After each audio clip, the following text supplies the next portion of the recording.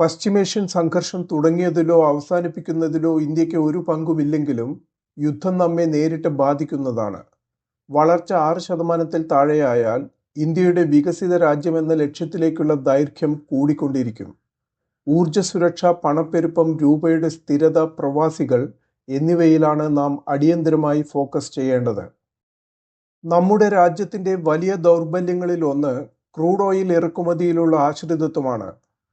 എണ്ണവില $10 ഉയർന്നാൽ ഇന്ത്യയുടെ ഇറക്കുമതി ബിൽ 1,20,000 കോടി രൂപയോളം വർദ്ധിക്കാൻ സാധ്യതയുണ്ട്. റഷ്യ, അമേരിക്ക, ബ്രസീൽ, ആഫ്രിക്ക എന്നിവിടങ്ങളിൽ നിന്നുള്ള അധിക ഇറക്കുമതി, പെട്രോളിയം ഉൽപ്പന്നങ്ങളുടെ കരുതൽ ശേഖരം വർദ്ധിപ്പിക്കുക, റിന്യൂവബിൾ എനർജിയിലുള്ള കൂടുതൽ നിക്ഷേപം തുടങ്ങിയവ നിർണായകമാകും. പണപ്പെരുപ്പവും രൂപയുടെ സ്ഥിരതയും സംരക്ഷിക്കപ്പെടണം. ഫെർട്ടിലൈസേഴ്സിൻ്റെ ഇറക്കുമതി 40% കൂടുതലായതുകൊണ്ട് വില വർധന കർഷകരെ നേരിട്ട് ബാധിക്കും. ആഭ്യന്തര ഉൽപ്പാദനം വർദ്ധിപ്പിക്കുക, ഇറക്കുമതി ഉറവിടങ്ങൾ വൈവിധ്യമാക്കുക, അടിസ്ഥാന സൗകര്യ വികസനം, ഫോറിൻ ഡയറക്റ്റ് ഇൻവെസ്റ്റ്മെന്റ് എന്നിവയിലും കൂടിയാണ് നാം ശ്രദ്ധ കേന്ദ്രീകരിക്കേണ്ടത്.